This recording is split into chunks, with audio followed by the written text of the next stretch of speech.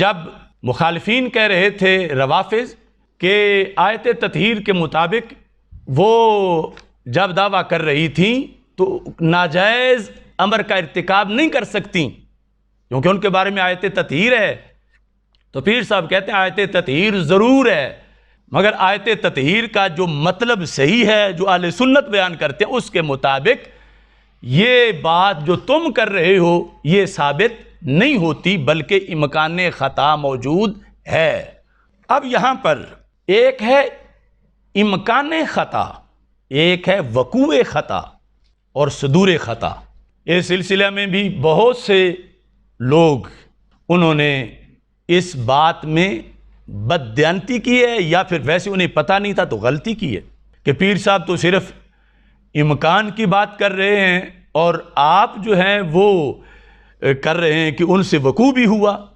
تو اس کی وضاحت بھی میں کرنا چاہتا ہوں۔ جو لوگ بھی اصول فقہ پڑھے ہوئے ہیں، منطق پڑھے ہوئے ہیں، علم کلام پڑھے ہوئے ہیں، ان کے سامنے میں ایک قانون پڑھ رہا ہوں اور اگر وہ توجہ کریں گے انہیں مستحضر ہوگا۔ ان الامکان اذا کان متعلقا بالماضی، کہ لفظ امکان جب کسی ایسی چیز کے بارے میں بولا جا رہا ہو جس کا وقوع ماضی میں ہو چکا ہے، کان مستلزما للوقوع، تو ایسا امکان جو ہے وہ وقوع کو مستلزم ہوگا۔ اب ان لوری دینے والوں کو کیا پتہ ہے کہ استلزام کیا ہے، استلزام کی قسمیں کیا ہیں، اور امکان خطا کا مطلب وقوع خطا ہے اور امکان خطا مستلزم ہے وقوع خطا کو۔ بات تو تھی عقیدے کی، پیر مہر علی شاہ صاحب کی بات تھی، یہ ڈگڈگی والوں کی تو بات نہیں تھی، اور ہم نے تو وہاں تک رکھی، اور ان خائن لوگوں نے یعنی وہ مقدس علمی گفتگو عوام کو اپنے انداز میں سمجھ جانے میں کنویں کو مینار اور مینار کو کنواں بنا کر پیش کیا۔ اس سلسلہ میں وضاحت کے لیے میں متوجہ کرنا چاہتا ہوں مفتیان کرام کو، علماء دین کو، کہ ماضی میں امکان کذب پر بحث گزری ہے۔ مجدد دین و ملت امام اہل سنت اعلی حضرت امام احمد رضا خان فاضل بریلوی رحمۃ اللہ علیہ نے اس سلسلہ میں متعدد کتابیں لکھی ہیں اور بھی علماء اہل سنت نے لکھی ہیں۔ جھگڑا تھا امکان کذب کا، اور امکان کذب پر مخالف فریق جو تھا خوارج کا وہ کہہ رہا تھا کہ ہم تو صرف امکان مانتے ہیں کہ اللہ تعالیٰ جھوٹ بول سکتا ہے، معاذ اللہ، صرف امکان مانتے ہیں، لیکن نفس الامر میں بولے یہ ہم نہیں مانتے۔ امکان ہے، وقوع نہیں ہے، صرف امکان ہے، وقوع کی بات نہ کرو۔ تو اعلی حضرت نے کہا کہ کتنے عقل کے اندھے ہو، جب امکان کذب مانو گے تو یہ مستلزم ہے وقوع کذب کو، امکان کذب مان کر پھر وقوع سے پیچھے نہیں ہٹ سکتے، پھر وقوع کذب بھی ماننا پڑے گا۔ تو امکان خطا مان کے وقوع خطا مانے بغیر یہ کون سے لوگ ہیں جنہیں اتنا سینس نہیں؟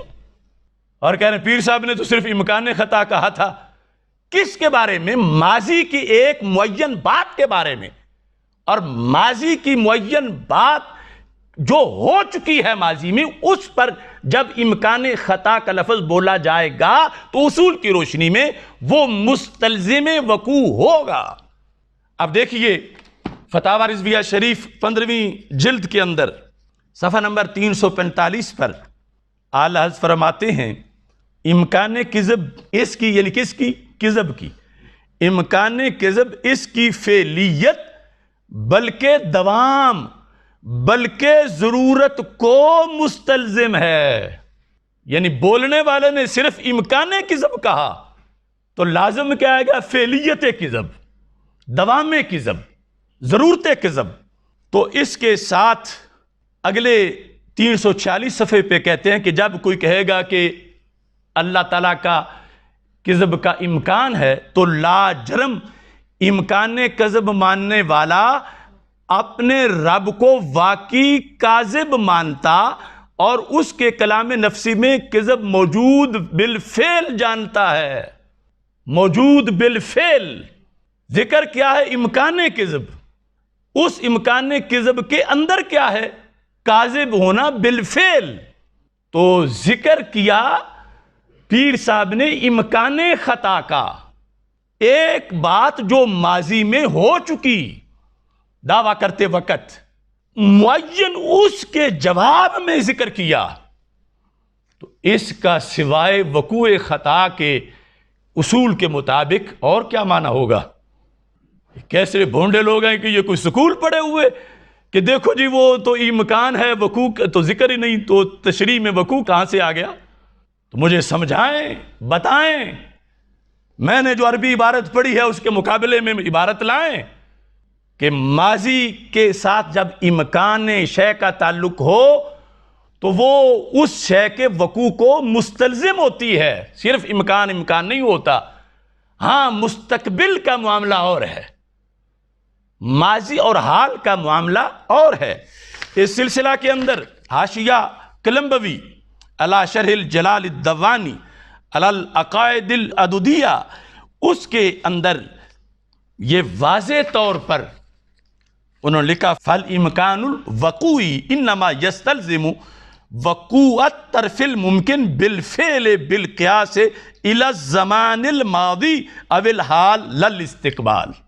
تو یہاں تو بات یقیناً ماضی کی ہو رہی ہے کہ ماضی کی ایک گفتگو کے بارے میں امکان خطا ہے یا نہیں۔ اگر معصوم ہوتی تو امکان خطا نہیں تھا۔